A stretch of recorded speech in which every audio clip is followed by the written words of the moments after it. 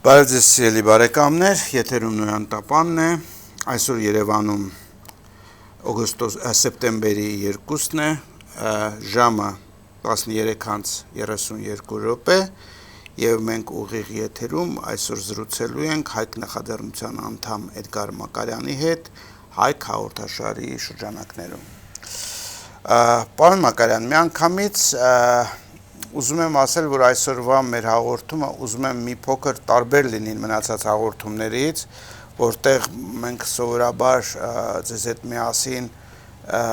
կետ առ կետ կամ բաժին առ բաժին քննարկում ենք նոր աշխարհակարգի ձեր պատկերացումները, ձեր տեսածության պատկերացումները, բայց այս անգամ ես կուզենայի, որ մենք մի փոքր զրուցենք այլ բանի մասին, թե ինչպես եք դուք պատկերացնում, որ ցանկացած տեսություն, ցանկացած աշխարհակարգ, ցանկացած ուրեմն կառուցվածք պետության տեսլական, որը որ գոյություն ունի, կարող է դառնալ իրականություն։ Այս անգամ ես կուզենայի հասկանալ, թե որքանով ռեալ է, որպեսզի ասենք օրինակ մեր իշխանությունները, որոնք որ բոլոր իզմերին դեմ են, ինչ հիմունքով պիտի կառուցեն նման պետություն, ինչից ելնելով։ Եվ եթե չկա այդպիսի հիմք, որ նախ պետք է վստահ լինել, որ այս տեսությունը ճիշտ է, իսկ դրա համար պետք է գիտական, հասարակական քննարկումներ, տարբեր դպրոցների, տարբեր ուրեմն քաղաքական գիտական հոսանքների միջև, թե ինչ ընտրել, ինչպես ընտրել եւ այլն, դրանից հետո էլ պետք է ուրեմն կրողներ լինեն այս գաղափարախոսության, մինչդեռ մեր հաղորդումները ցույց են տալիս, որ այո, մեզ հետևում են, բայց այսպես ասել, որ այս գաղափարախոսությունը կամ այս մոտեցումները ունեն բավականաչափ հետևորդներ, ես կարծում եմ ճիշտ չի լինի։ Այն ինչպես եք դուք պատկերացնում գաղափարախոսությունից դեպի ռեալ քաղաքականություն այս անցումը։ Համեցեք, շնորհակալություն։ Թույլ տվեք իմ սովորության համաձայն ողջունել աշխարհաշեն ողջ հայությանը, բոլորիս մաղթելով հոգևոր իմաստություն, ազգային ամբողջականություն եւ աստվածային առաջնորդություն։ Ձեր հարցադրումը բարձրացված բազմածավալ եւ բազմաշերտ հարցադրում է եւ դրա պատասխանները գտնելու համար մենք պետք է այդ շերտերը հատ-հատ դրանց անդրադառնալով, դրանց փակագծերը բացելով գնանք առաջ, որպեսզի կարողանանք հասկանալ, թե այդ ձեր ասած ոնց կարելի է այդ գաղափարը, այնել հոգևոր գաղափարը ներմուծել հասարակական կյանք եւ այն դարձնել իրականություն։ Իդեպ ինչ վերաբերում էր ձեր ասած իզմերին, պետք է ասեմ, որ այն ինչը ես առաջ եմ քաշում եւ պաշտպանում եմ, ինքն էլ որևէ իզմի մեջ չի մտնում եւ ցանկություն մտադրություն էլ չկա այն որևէ իզմի վերածելու, որովհետեւ այն գլխից եմ ասել, խնդիրը ազգային ինքնագիտակցության եւ ազգային ինքնության, ազգային առաքելության հետ կապված խնդիր է, որը վեր իզմերի համակարգին է պատկանում եւ այստեղ իզմերը միայն կարան սպասարկեն նրան, բայց ինքը, այսպես ասած, իզմերի չի վերածվում։ Հիմա շատ կարևոր է, որպեսզի մենք հասկանանք ընդհանրապես ինչ է տեղի ունեցել աշխարհում, ինչ հանգրվանի ենք հասել եւ ինչ հավանական զարգացումներ կան, որտեղ առանց նման մեկնաբանության, առանց նման ճանաչողության մենք կաննելու ենք եւ քաղաքակրթական, եւ քաղաքական անորոշության, եւ ել չեմ ասում քաոսի առջև։ Ինչը փաստացի կա նաև այսօր։ Այն ինչ հարցադրումը դուք բարձրացնում եք որպես թե ինչ պետք է անեն, այդ ինչպես պետք է տեսություն գրվի, թե տեսություն չգրվի, տեսությունը ուսումնասիրեն, հասկանան, մարսեն, նոր կյանքի կոչեն, թե ոնց, հենց դա խոսում է նրա մասին, որ իրականության մեջ կա քաղաքակրթական եւ քաղաքական քաոս։ Մինչդեռ սրա պարզագույն լուծումները, շատ ավելի պարզագույն լուծումները, ոչ խորքային բարձր ձեր ասած գիտական, տեսական իզմերի մակարդակում կա հայոց ամբողջ կենսագոյության ընթացքում, կա նույնիսկ դրա վավերագիր, այսպես ասած, Սասնա էպոսի մեջ, այսինքն հայոց ազգի առաքելական քաղաքակրթական էությունը եւ այդ քաղաքակրթական էությանը կյանքի կոչող նրա այսպես մեխանիզմները, սկզբունքները, օրենքները, թե ինչպես է դա կյանքի կոչվելու։ Այնպես որ հիմա խնդիրը կայանում հետեւյալում, թե ինչպես է մեր հայացքը այսպես ասած երաչափ տարածության մեջ անցյալի, ներկա եւ ապագայի այս երաչափ միասնության մեջ խտանալու ներկայում մի կողմից արժևորելով մեր անցած ամբողջ հայ ժողովրդի հայազգի այս ճանապարհը վերաիմաստելով նրա հոգեվոր արժեբանական այս ամբողջ խտությունը դա տեղափոխել այսպես վերաիմաստելով տեղափոխել ապագա կայացնելով թե ներկան եւ կայացնելով ապագան գերխնդիրը կայանում է ստեղ այսինքն հարցադրումը համար առաջին կայանում է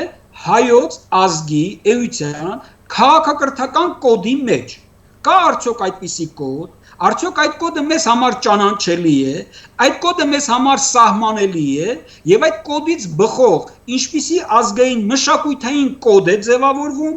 եւ ինչպիսի ծրագրային այսպես նոր կոդեր են անհրաժեշտ այդ քաղաքակրթական եւ դրանից բխող ազգային մշակութային ծածկագրերը կյանքի կոչելու համար Սա թվում է շատ բարդ ձևակերպում տվեցին մի կողմից քաղաքակրթական կոդի, մյուս կողմից մշակութային կոդի եւ մյուս կողմից դրան կյանքի կոչող ծրագրային կոդերի։ Բայց առանց սրա հնարավոր չէ անցնել առաջ։ Ինչու՞, որովհետեւ այն հարցադրումը, որ ես առաջ եմ քաշում եւ այն ինչը դուք համարեցիք, որ դեռ ամբողջ հասարակության կողմից մարսված չէ, ես բարձր ընդունում եմ, որ դեռ դա մարսված չէ, բայց ես ասում եմ, որ դա շատ կարճ ժամանակ հետո դառնալու է համար առաջի պահանջված թեման, դիսկուրսը եւ դա հայոց ազգային պետություն հասկացությունն է։ Սա կարևորագույն թեմա եւ կարևորագույն շեշտադրումն է։ Այսօր մենք խոսում ենք Հայաստանի Հանրապետության մասին 30 տարի է մենք խոսում ենք Հայաստանի Հանրապետության մասին քաղաքական բոլոր գործընթացները օրակարգերը խմորումները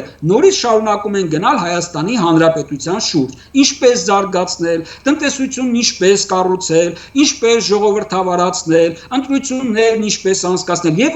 եւ այսպես շարունակ բայց ես անցած հաղորդմանը ասեցի եւ հիմա էլ կկրկնեմ որ հայոց ազգային պետությունը դա ոչ թե Հայաստանի Հանրապետության տրամաբանական շարունակությունն է, այլ այն մետամորֆոզային կերպափոխությունն է, որակական մեկ այլ հարթության եւ աստիճանի մեջ։ Եվ դա շատ եմ կարևորում, որովհետեւ հայոց ազգային պետությունը իր որակական առումներով տարբերվելու է Հայաստանի Հանրապետությունից։ Ինչու՞։ Հիմա ես շեշտեմ, որն է Հայաստանի Հանրապետության եւ իմ ասած հայոց ազգային պետության տարբերությունը։ Հիմա ես անցած անգամ այդ նույն երամիասնության մեջ անցյալի ներկա եւ ապագայի երամիասնության մեջ ներկայացրեցի հայոց ազգի վերջին 100 տարվա այսպես անցած քաղաքակրթական փուլը, որը պետք է շեշտենք, որ դա հանրապետությունների փուլն է 1918 թվականից հայոց վերստեղծված, վերածնված, որը ես շեշտեցի վերածնված գաղափար ինչու, որտեղ վերածնունդը ինքնին ապահովում է մի նոր առաքելության կայացում։ Եթե վերականգնումը կարա լինի ուղղակի վերականգնում հնի տրամաբանական շարունակության մեջ, ապա վերածնությունը ինքնին ենթադրում է առաքելական մի նոր նշանակություն։ Եվ իմ այդ առաքելական մի նոր նշանակությունը իր առաջնային փուլում Հայաստանի Հանրապետություն հասկացության մեջ անցավ 100 տարի, այսինքն 18 թվական 2.5 տարի Հայաստանի Հանրապետություն, դրանից հետո 70 տարի խորհրդային կազմի մեջ որպես հայկական խորհրդային սոցիալիստական հանրապետություն եւ 1991 թվականից հետո արդեն որպես Հայաստանի նորանկախ հանրապետություն։ Բայց սա հանրապետությունների տրամաբանության մեջ եւ մարդկային քաղաքակրթության վերջի 200 տարվա որպես լավագույն պետական հասարակական կյանքի կառավարման մոդել։ Սա մենք յուրացել ենք որպես աշխարհում տեղի ունեցած լավագույն ձեռքբերում եւ այդ մատրիցայի, այդ ալգորիթմի մեջ պետություն ենք փորձում կառուցել եւ զարգացնել։ Բայց իրականում խնդիրը դրված է այլ տեղ։ Արդյոք այս պետությունը զարգանում է կամ մենք պատկերացում ունենք արդյոք թե ոչ հայոց ազգային էության քաղաքակրթական ծիրուն Որն է այդ քաղաքակրթական կոդը եւ եթե այդպիսի քաղաքակրթական կոդ կա պետք է այն ձևակերպի սահմանվի եւ փորձենք հասկանալ մեր ազգի կայացումը մեր պետականակերտությունը այդ կոդին համարժեք է թե ինչ որ օտար շաբլոնների Ընթորինակման, պատճենահանման մակարդակում։ Մեր ցավը, մեր ողբերգությունը կայանում է դրանում, որ մենք անընդհատ գնում ենք պատճենահանման։ Պարոն Մակարյան, ես հենց այստեղ է որ ուզում եմ ընդհատել եւ ուզում եմ որպեսզի դուք բացեք այդ խնդիրը։ Նախ մենք ունենք այդպիսի կոդ թե չէ, եթե ես այդ հարցը տամ հիմա մենք կշեղվենք այդ ուղությունից, ընդունենք որ այդ կոդը կա եւ փորձենք հասկանալ շատ լավ, այդ կոդը մեզ թելադրում է որոշակի պետական ուրիշ կառուցվածք, այն որ մենք դեռ չգիտենք եւ աշխարհը դեռ չգիտի, թե ոչ, եւ եթե այո, ապա որն է այդ կառուցվածքը։ Ես կուզենայի, որ մենք շատ ավելի մանրամասն քննարկեինք այս հարցը, որովհետեւ աշխարհը պետության մի քանի կառուցվածք գիտի, այնտեղ թագավորություններ են, հանրապետություններ են եւ այլն, որոնք դասագրքային ճշմարտություններ են։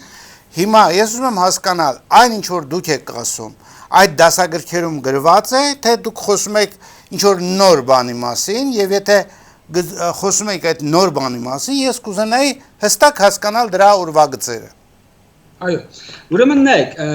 այստեղ էլ հարցը նորից բազմասերտ է, երկու մակարդակում կանրադառնա։ Մեկը ձեր ասած որպես մարդկային քաղաքակրթության զարգացման շրջափուլ, որ այդ շրջափուլը իր հետ սրանից մի քանի 100 տարի առաջ որպես այսպես արդյունաբերական հեղափոխության արդյունք ծնեց նոր պետականակարգեր, իրենց բոլոր աստիճաններով, տնտեսակարգով, իրավակարգով եւ այլն, եւ մյուսը, որ կուզենամ անդրադառնամ, արդեն մեր հայոց ազգային քաղաքակրթական կոդի համատեքստում։ Հիմա եթե առաջինի մակարդակում նայենք, ինքը որպես մարդկության զարգացման էտապ, ոտ կողելով, այսպես ասած, արդյունաբերական հեղաշրջման արդյունքում ձևավորվեց եւ պահանջ առաջացավ նոր հասարակարգի։ Եվ այդ նոր հասարակարգը պետք է ունենար իր տրամաբանական բոլոր շերտերը, պետական կառավարման նոր համակարգ, տնտեսակարգի նոր համակարգ, իրավական նոր համակարգ։ Եվ այդ շրջափուլը ծնեց հանրապետությունների այսօրվա հասկացությունը, որը մի 200 տարվա ընթացքում հասավ իր զարգացման գագաթնակետին, իր դրական եւ բացասական կողմերով։ Հիմա խնդիրն այնտեղ է, որ մարդկությունը նորից մտել է շրջափուլի մի նոր մեկնարկի մեջ, որտեղ հին հասարակարգը պետք է փոխարինվի նոր հասարակարգով, հետեւաբար նոր հասարակարգը նորից բերում է իր պահանջները, ինչպիսին են լինելու պետական կարգերը, ինչպիսին են լինելու տնտեսական կարգերը, ինչպիսին են լինելու իրավական կարգերը, եւ աշխարհը այս առումով մեծ դեպքում չունի լուծումներ, իսկ նրանք ովքեր լավ հստակ գիտակցում են, ունեն իրենց կոնկրետ պրոյեկտները, որտեղ առաջի հարվածները հենց կարող է հասցվել նախկին այդ պետական կարգերին, ինչպես հանրապետություններին եւ նրանց կառավարման համակարգերին, որտեղ բազմիցս եմ կրկնել մեր եթերում, որ այսօր ձևավորվող տեխնոլոգիական առաջընթացի արդյունքում կան նոր գործիքակազմեր եւ այդ նոր գործիքակազմերը հնարավորություն են տալի պետություններին եւ ողջ մարդկությանը կառավարել այսօրվա մեր ճանաչած ձեր ասած դասագրքային բոլոր մոդելներից, բոլոր մատրիցաներից, բոլոր ալգորիթմներից դուրս, որովհետեւ մշակվել են նոր մատրիցաներ, նոր ալգորիթմեր եւ այդ ալգորիթմերը հազարապատիկ անգամ ըստ իրենց ավելի արդյունավետ են, քան ժամանակակից այն հանրապետությունները եւ իրենց կառավարման համակարգերը, որոնք կան եւ որոնց մենք սովորենք։ Շատ լավ, որոնք են դրանք։ Գործընթացում շատ կարևոր դերակատարություններ ունեն քաղաքական ենթադրեն կառույցները, քաղաքական կուսակցությունները, բայց եթե մենք հետևենք վերջին մի քանի տարիների գործընթացը, թե աշխարհում այդ ընտրությունները ոնց են տեղի ունենում, մենք կտեսնենք, որ արդեն այդ կուսակցությունները, որոնք մի 200-300 տարվա այսպես պատմություն ունեն եւ իրենց ժամանակի ծնունդն էին եւ իրենց ժամանակի պահանջն էին, այսօր ակտուալ չեն։ Հետևաբար փորձել նույն այդ քաղաքական տերմինոլոգիայով, այդ քաղաքական գործիքակազմերով, այդ քաղաքական մոտեցումներով փորձել իրականություն կերտել, կնշանակի դու դեռ 20-րդ դարից անցում չես կատարել 21-րդ դար, ել չեմ ասում մեծ հաշվով 3-րդ հազարամյակ, որտեղ 3-րդ հազարամյակում այլ չափորոշիչներ են գործելու։ Պարոն Մակարյան, տեսեք, ինչ որ դուք ասում եք, հասկանալի է։ Այսինքն ձախերով, աչերով, կենտրոնական կուսակցություններով այդ պարլամենտարիզմի սկզբունքը դուք համարում եք դառն անցած։ Անպայման։ Փակուղային։ Հիմա մենք խոսում ենք դրա մասին, փորձում ենք խոսել լավ, իսկ ինչով ենք դա փոխարինում։ Համարենք դա վատն է։ Այն հայտնի խոսքը դուք էլ գիտեք, որ ասում են դեմոկրատիան դա լավ բան չի, բայց ավելի լավը դեռ չեն հնարել։ Հիմա եթե մենք հնարել ենք այդ ավելի լավը, եկեք դրա մասին խոսենք։ Ես օրինակ իմ կողմից կարող եմ ասել, որ ես տեսնում եմ այդպիսի փոփոխությունների, հնարավոր փոփոխությունների հիմքից։ Հիշում եք, մենք հաղորդում արեցինք հայ-ID հայկական ինքնության քարտի մասին։ Եվ ըստ էության, եթե այսպես բոլոր մասերը մի կողմ դնենք, այստեղ կա մի հատ կարևոր առանձնահատկություն։ Երբ դու չունես հնարավորություն ուղղակի ղեկավարելու, դու միշտ տալիս ես քո իրավասությունը ինչ որ մարդկանց խմբի, որոնք քո անունից պիտի ղեկավարեն, եւ այդ սկզբունքներով է կառուցված եղել ընդհանրապես ժողովրդավարությունը,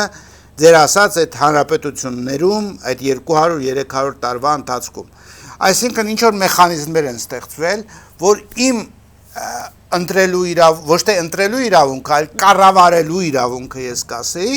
ես փոխանցել եմ ինչ որ մեկին եւ ասել եմ այո, սա իմ ընտրյալն է, թող իմ անունից կառավարի, եւ եթե վատ է կառավարել, փոխել եմ եւ այլն, այս համակարգով։ Բայց այն ժամանակ մենք չենք ունեցել ուղղակի կառավարման հնարավորություն, ի տարբերություն այսօրվա, որ մենք ունենք։ Այսինքն մենք քարտերին, ժամանակակից տեխնոլոգիայի եւ այլնի միջոցով կարող ենք այնպիսի համակարգել նախագծել, որտեղ դուք ունեք ցանկացած հարց լուծելու համար հնարավորություն ուղղակի ձեր ձայնը ասել։ Ուզում եք թե չեք ուզում, այո է թե ոչ է, եւ այդ համակարգերը բոլորովին ծանրակշիռ չեն, թանկ չեն եւ այլն, ինչպես առաջ են։ Մեկ ռեֆերենդում անելու համար հսկայական ծախսեր էին գնում եւ այլն։ Հիմա դա կարելի է անել տանը նստած, բայց արդյոք դուք խոսում եք նման փոխարինելու մասին, թե իմ ասածը եւս ձեր ուրեմն այդ դասակարգման մեջ դա եւս անցած ժամանակաշրջանի ինչ որ ձևափոխություն է։ Այ եկեք սրա մասին խոսենք։ Հասկացա, դուք հիմա խոսեցիք տեխնոլոգիական այն գործիքակազմի մասին, որը եկել է եւ իրենով չեղյալ է հայտարարում նախկին գործիքակազմերը։ Հետևաբար այդ գործիքակազմերը դարձել են ակտուալ եւ դրանք ժամանակավրեպ չեն։ Հենց դրանով էլ նաեւ տեղի է ունենալու ապագայի կառավարման համակարգերը։ Բայց այստեղ կա շատ նուրբ մի հատ մոտեցում, որ այդ նույն տեխնոլոգիական կառավարման մեխանիզմները օգտագործվելու են նրանց կողմից, ովքեր ուզում են տոտալ վերահսկողություն եւ կառավարում մոլորակային մասշտաբով։ Այսինքն դուրս է գալի տեխնոլոգիական գործիքը կամ կարող է ազդել մեր դեմ օգտագործվի, կամ կարող մենք այդ տեխնոլոգիական գործիքը օգտագործենք մեր հասարակական, հանրային, պետական կյանքը կազմակերպելու համար որպես գործիք։ Հիմա այստեղ գալիս է ամենաառաջնային հարցը։ Լավ, գործիքակազմն էլ կա արդեն, հասկացանք, բայց այդ գործիքակազմը ինչին է ծառայելու։ Այ հարցադրումը արդեն ձեր ասած է, որ ասում ենք հոգևոր գաղափարական, այստեղ է, որտեղ եթե հոգևոր գաղափարական այս հարցադրումը չդրվի, ապա կգտնվեն այլ, ովքեր կդնեն իրենց հայեցակարգային մոտեցումը եւ այդ գործիքակազմը կօգտագործեն մեր բոլորիս դեմ։ Հետևաբար հոգևոր գաղափարական հարցադրումը կայանում է հետևյալում. եթե պետություն են կառուցում, եթե մեր ազգային համակեցական կյանք են կազմակերպում, ապա ինչ գաղափարական հոգևոր հիմքի վրա։ Այստեղ արդեն որ ես ասում եմ ասած երկրորդ փուլի նկարագրությանը ազգային էության քաղաքակրթական կոդի մասին։ Հիմա եկեք մի քանի բառով բնութագրենք, այդ ո՞րն է մեր քաղաքակրթական կոդը, որը ուղղակի շատ մատչելի ձևով կարանք մենք բնութագրենք եւ բոլորիս համար հասկանալի լինի։ Եվ ինչպես անենք արդեն ձեր ասած հարցադրումի հետ կապված, որ դա կյանքի կոչ, որ մեր պետական եւ հասարակական կյանքը կառուցենք ըստ այդ քաղաքակրթական կոդի եւ ոչ թե արտասահմանից պատճենահանված ինչ որ մոդելների։ Ուրեմն ազգային էության քաղաքակրթական կոդը 4 չափորոշիչ գոնե կարելի է նշել, ինչպիսին պետք է այն լինի։ Նախ իր էությամբ այդ քաղաքակրթական կոդը պետք է լինի արարչական։ Այսինքն իր հոգևոր ոգեղեն գաղափարի միջուկը արարչականության սկզբունքն է ըստ իր էության։ Երկրորդ, ինքնությամբ ու բովանդակությամբ նա պետք է լինի ազգային, այն որ մի քանի հաղորդում առաջ ես խոսեցի ազգային ինքնությունից, այդ ինքնության բոլոր բաղադրատները նշեցի, եւ քաղաքական, եւ մշակութային, եւ արժեբանական եւ այլն, այսինքն ազգային ինքնությունը պետք է լինի այս քաղաքակրթական կոդի հիմք, առանց որի չի կարող միայն ազգային քաղաքակրթական կոդ։ Նրա երրորդ ուրեմն նշանակությամբ արժեքայնությամբ այն պետք է լինի համամարտկային։ Ինչու պետք է լինի համամարտկային։ Եթե մենք խոսում ենք քաղաքակրթական առաքելության մասին, ապա այդ քաղաքակրթական առաքելությունը չի կարող սահմանափակվել միայն հայ ազգի մեջ։ Այն պետք է ունենա որոշակի նշանակություն եւ արժեքայնություն, եւ այդ արժեքայնությունը պետք է լինի համամարտկային։ Եվ վերջապես չորրորդը այդ քաղաքակրթական կոդի բնորոշիչ հատկությունից մեկը իր մասշտաբայնությունն է։ Այսինքն մասշտաբայնության առումով այն պետք է լինի համամոլորակային։ Հիմա եկեք ասենք Հայաստանի Հանրապետությունը այսօր, որ մենք կառուցում ենք, բոլոր քաղաքական կուսակցություններին այս 30 տարվա մեջ որ կան, եղել են, նոր են գրանցվում, վերագրանցվում եւ այլն, ով է նման հարցադրում դրել։ Հիմա եթե դուք տեսնեք ինչպես ես ասեցի քաղաքակրթական եւ քաղաքական խառնաշփոթ եւ քաոս, դա տիպիկ Հայաստանի Հանրապետության 30 տարիների կյանքն է ներառյալ այսօրը, որտեղ իրենց քաղաքական բոլոր գաղափարական մոտեցումներով, իրենց ընտարշավերի բուկլետներով, չգիտեմ, կուսակցական ծրագրերով եւ այլն, դուրս են այսին 4 թվարկած սկզբունքներից՝ արարչականությունից, ազգային ինքնությունից, համամարտկային առաքելությունից եւ համամոլորակային մասշտաբայնությունից։ Այդպիսի մեկը կա, որ այդպիսի մեծ պրոյեկտ, մեծ նախագիծ է դրել։ Հետևաբար չկա, հետևաբար եթե մենք գնում ենք այն հին մտածողությամբ, մենք հանգելու ենք, կրկնում եմ, քաղաքակրթական եւ քաղաքական քաոսի։ Հիմա այդ դեպքում որն է հայոց ազգային քաղաքակրթական կոդը, եկեք մի քանի բառով շատ կարճ եւ շատ մատչելի փորձենք բնութագրել մեզ համար մատչելի եւ հասկանալի ձևով։ Ուրեմն եթե մեկ բառով եթե ես դա ասեմ, ուրեմն պետք է ասեմ, որ հայոց քաղաքակրթական կոդը դա արդարության հաստատումն է, արդարության պահպանումն է եւ արդարության տարածումն է։ Մեկ բառով եմ ասում։ Եվ եթե այսօր դա տեղափոխեմ այսօր, տեսեք, ուրեմն աշխարհը խեղդվում, այդ թվում նաև Հայաստանը բազմիցս մեր հաղորդումների որպես առանցք տարել է մեր գիծը, որ արդարության պակասից է խեղդվում։ Վերջին մի քանի հարյուրամյա ամբողջ մարդկության կյանքը ստի, կեղծիքի, խաբեության, էգոիզմի եւ այլ բացական որակների վրա է սարքվել։ Եվ մենք երբ որ ցնցվում ենք, որտեղ մարդկությունը որպես մեծ միասնական օրգանիզմ, հայ ազգն էլ որպես մեկ միասնական օրգանիզմ, եթե նրա մեջ մտել է այդ մակաբուծային, այդ չարյակ ուռուցքի մտածողությունը, սուտը, կեղծիքը, խաբեությունը, մոլորությունը, մենք չենք կարող ազգային պետություն կառուցենք։ Ահա որն է Հայաստանի Հանրապետության եւ ազգային պետության տարբերությունը։ Հետևաբար մեր խնդիրն է այդ արդարության հիմքի վրա հասարակություն եւ պետություն կառուցենք։ Իդեպ ես ասացի, որ այդ արդարության սկզբունքը, եթե մենք անցյալին նայենք, ինչպես ասացի, մեր ազգային արժի համակարգի, մեր առասպելա մտածողության մեջ, Սասնա էպոսի ողջ առանցքն է։ Այսինքն արդարության, ազնվության, ճշմարտության, լույսի այս առանցքը հայոց քաղաքակրթական կոդի միջուկն է։ Առանց սրա հայ ազգը իր կյանքի ընթացքում չի կարող կայանալ որպես իր էության եւ ինքնությանը համարժեք ձևով։ Նա կարա տարալուծվի, նա կարա տարբեր դրսևորումներ ունենա, այդ դրսևորումներից ցնցվի, բայց ըստ էության չկայանա, որտեղ ըստ էության մեկ բառով եթե սահմանելու ենք, դա արդարության հաստատումն է, պահպանումն է եւ տարածումն է։ Հիմա եկեք փորձենք այս արդարության հասկացությունը մի փոքր բարդացնենք։ Ուրեմն որպես արարչադիր օրենքների ճանաչման, հաստատման, պահպանման եւ տարածման առաքելություն։ Եթե նորից մենք գնանք սրանից մի քանի հազարամյակներ առաջ, ապա կտեսնենք, որ Հայաստանը եւ հայությունը ճանաչելի է եղել որպես սրբազան օրենքների սուրբ երկրի օրենքներ, արդարության օրենքների երկիր, չգիտեմ, աստվածային օրենքների երկիր։ Եվ եթե նորից նայենք Հայկի եւ Բելի մեր ծագումնաբանությանը, ապա Հայկի որպես արեգակնային, այսինքն արդարության, ճշմարտության այդ կրող աստվածությունը հաղթում է Բելին, հակառակը չարը, մարդկության տոտալ, այսպես ստրկացնողը եւ այլ։ Այսինքն այս երկու հակամարտությունների արդյունքում հայ ազգը կայանում է իր ինքնության հավատարմության մեջ։ Այսինքն արարչադիր օրենքներ հիմա հարցադրում կա արդյոք հայ իրականության մեջ ճանաչողություն, ինչ է ընդհանրապես արդարությունը, ինչ են արարչադիր օրենքները, որոնք են դրան եւ ինչպես են դրանք մտնում հասարակական կյանք եւ կազմակերպում մեր ազգային պետական կյանքը։ Այսպիսի հարցադրումներ, այսպիսի քաղաքական օրակարգեր, այսպիսի քաղաքական գործընթացներ Հայաստանի Հանրապետությունում չկան եւ չեն էլ կարող լինել, որտեղ Հայաստանի Հանրապետության տրամաբանությունը այլ մատրիցայում է աշխատում։ Հետևաբար, երբ որ առաջ եմ քաշում ազգային պետության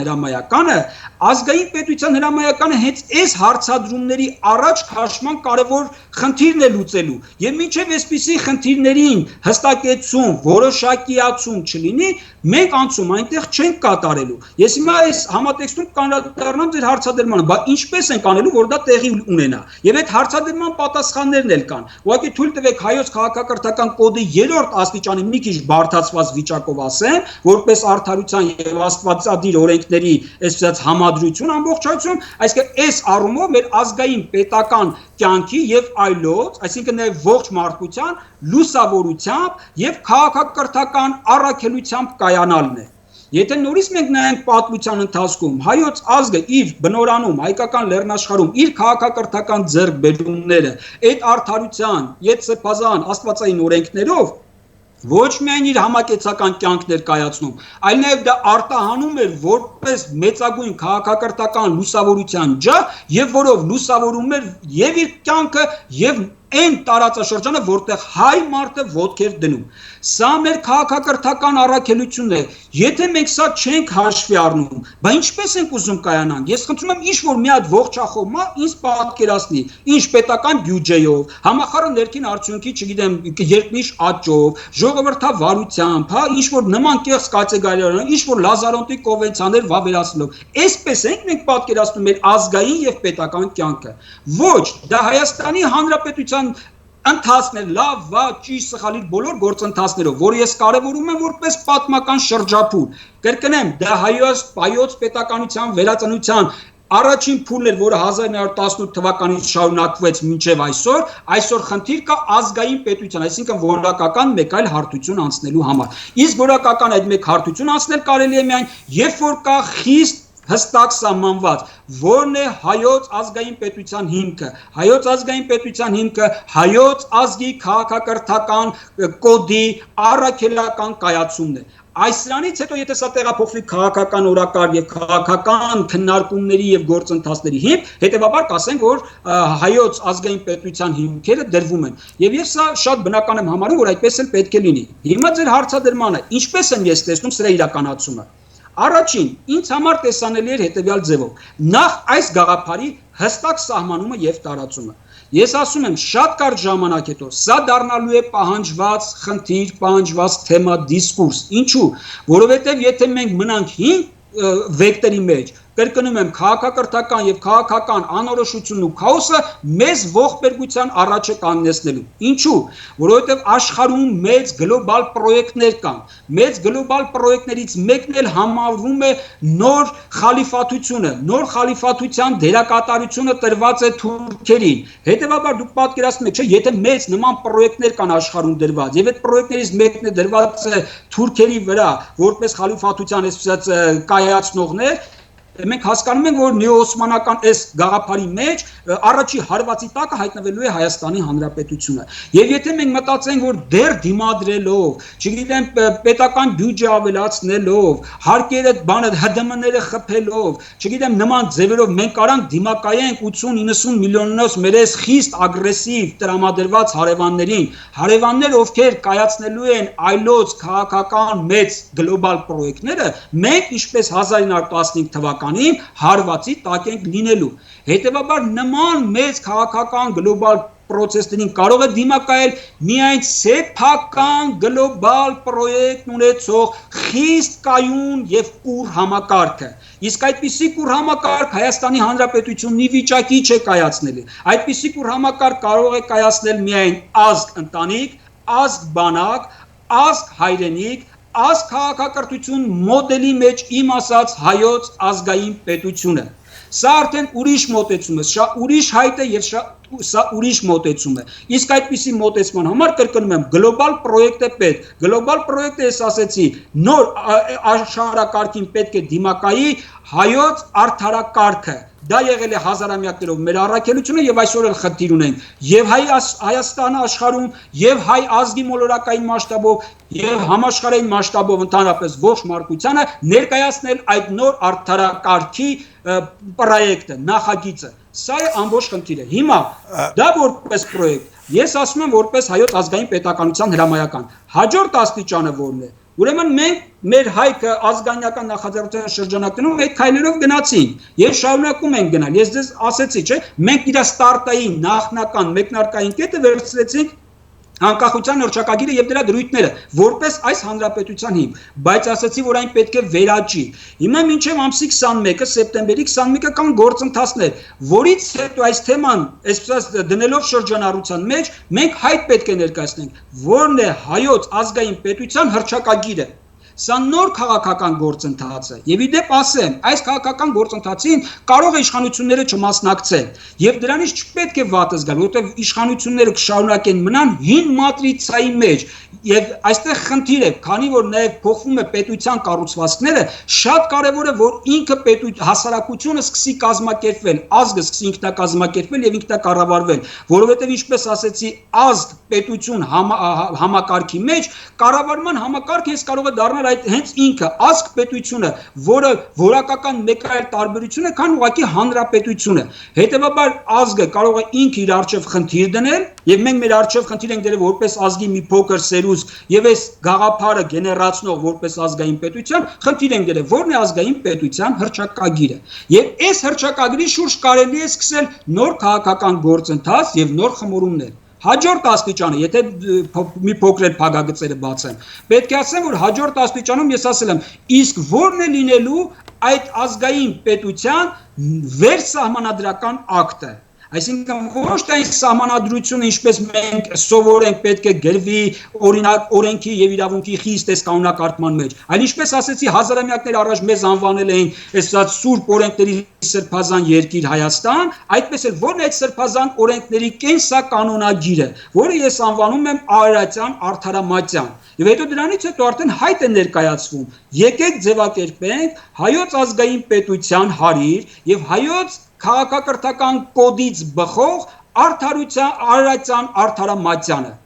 Եվ սա արդեն նոր խմորումների, նոր պրոցեսների հիմք կդնի։ Եվ սա այն տրամաբանական ուղեցին է, որ մեզ ցույց է տալիս հին մոդելներով, այսինքն իշխանությունները ինչ կորոշեն, ազգային ժողովը ինչ օրենք կընդունի, չի ընդունի, քաղաքական կուսակցությունները ինչ նախընտրական արշավի բուկլետներ կկազմեն, իմ ասած գործընթացները դուրս են սրանցից։ Եվ միակ այս ճանապարհն է հնարավոր, որ մեզ կբերի քաղաքակրթական ռելսերի վրա կդնի մեր լուսավոր, մեր այս ջահակիր դերակատարությամբ գնալու առաջ։ Իսկ մնացածը կրկնում եմ Հայաստանի Հանրապետության մոդիֆիկացիան, օպտիմիզացիան, ռեֆորմացիան, նույնիսկ տյունինգը չեն կարող ստեղծել որակապես նոր պետություն, որը կարող է ծառայել հայոց քաղաքակրթական կոդին։ Հայաստանի Հանրապետությունը ուներ իր պատմական առաքելությունը, այն անցավ 100-ամյա շրջափուլ, տարբեր իր դրսևորումներով, նա իր փորձառությունը կուտակեց, հիմա խնդիր կա, որ նա այսպես նոր հոգևոր ոգեղեն գաղափարի բոժոժի մեջ իր մետամորֆոզային կերպափոխությանը ենթարկվի եւ այդ բոժոժից դուրս գա որպես որակապես նոր տիպի երկիր, պետություն, քաղաքակրթություն, որը պետք է կատարի, կրկնում եմ, իր քաղաքակրթական առաջնային գերխնդիրը՝ լուսավորություն, արդարություն եւ աստվածադիր օրենքների տարածում ողջ մոլորակի վրա։ Պարոն Մակարյան, դուք բավականին հանգամանորեն ներկայացրեցիք, ինչ հիմքերի վրա է դա կառուցվելու, ինչպես ինչ ուրեմն հիմնաքարեր պիտի ընդունել այդ ամբողջը անելու համար, սակայն այսպես էլ բաց մնաց այդ խնդիրը։ Այդ հիմքերը դա նշանակում են, որ պիտի գրվի բոլորովին այլ հիմքերով, ասենք օրինակ օրենսգրքեր, դատական կամ դատական համակարգ ընդհանրապես չի լինելու։ Հասկանում եք, երբ որ փիլիսոփայական, այսպես տեսական մակարդակից իջնում ես դեպի պրակտիկ մակարդակ, իսկ պետությունը տեսական մակարդակով չես կառուցի, պետք է անցնես դեպի պրակտիկին։ Ուրեմն պիտի լինեն որոշակի քայլեր, որոշակի ուրեմն առաջարկություններ, որոշակի գուցե նմուշներ, թե դա ինչպես պիտի արվի։ Հիմա մեր հաղորդման ժամանակ այսօր մոտեցավ իր ավարտին եւ այսօր մենք չենք հասցնի դրա մասին զրուցել, բայց շատ լավ կլինի, որ բացի այսպես տեսական խորը հիմնավորումներից դուք գոնե ձևանմուշների տեսքով ներկայացնեք ապագա այն ինստիտուտները, որով որ բնորոշ են լինելու ձեր ասած ազգային պետությանը։ Ես ուզում եմ սրանով ավարտել այսօրվա մեր հաղորդումը, սիրելի բարեկամներ, մեր եթերը սպառված է, սպասեք հաջորդ հանդիպումներին Հայք հաղորդաշարի շրջանակներում Էդգար Մակարյանի հետ։